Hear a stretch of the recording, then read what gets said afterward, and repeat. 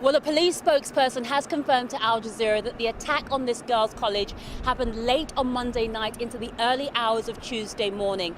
The premises of the college were apparently stormed by armed men who ordered young ladies out of their beds, out of their dormitories, into lorries that were parked outside. There was also violence in the village where this college is situated. Apparently some buildings were burned and some homes were destroyed. Now, so far, no one group has claimed responsibility for this attack, but it does look like the work of Boko Haram, the group that want Islamic law imposed throughout the country. They're against Western education. They're against the kind of education that these young girls were receiving. And they've been behind hundreds of attacks in the region over the last few years. They're also suspected of taking part and being behind the attack that took place in the Nigerian capital, Abuja, on Monday, in which many people were killed at a bus station. We've been to talk to some of those families who were caught up in the violence. Mohammed Kinafa and his family and friends are mourning the loss of his son, Abdullahi. He thinks he was killed in Monday's bomb attack at the Nyanya bus station in Abuja, believed to have been planned by the armed group Boko Haram. We concluded that my child is perished in this bomb blast because my child and my neighbor's child, they were together. They were together. They saw their own corpse, but up to now, we have not seen mine.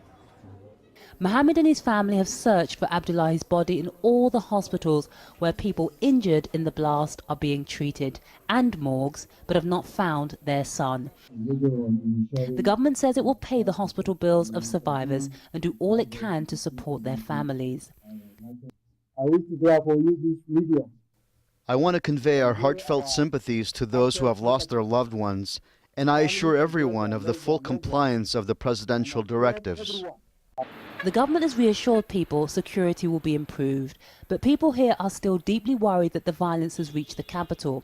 Abuja is the most secure part of the country, and the government is spending $7 billion a year on security and fighting the armed group Boko Haram.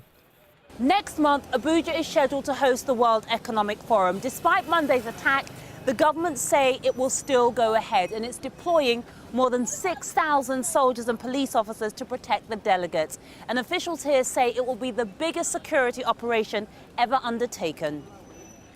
Back at the Kinafa house, Mohammed wishes such security could be provided for all Nigerians. Those in the highest authority, they are the ones that are secured. But the masses is unfortunate. We are not secured. If we are secured, they could have put a gadget within this area where this bomb blast happened. It will detect, yes, there's a bomb. Investigators are still at the site of the blast looking for clues, but in the hundreds of attacks launched by Boko Haram since 2009, only a handful of people have been arrested and charged with supporting the group. Well, the area where the bus station attack took place remains cordoned off by the security services, and many Nigerians are wondering how such an attack could have taken place so close to the capital, and given the fact that so much money is being spent on security in the area. These are the questions they're now asking of the authorities here.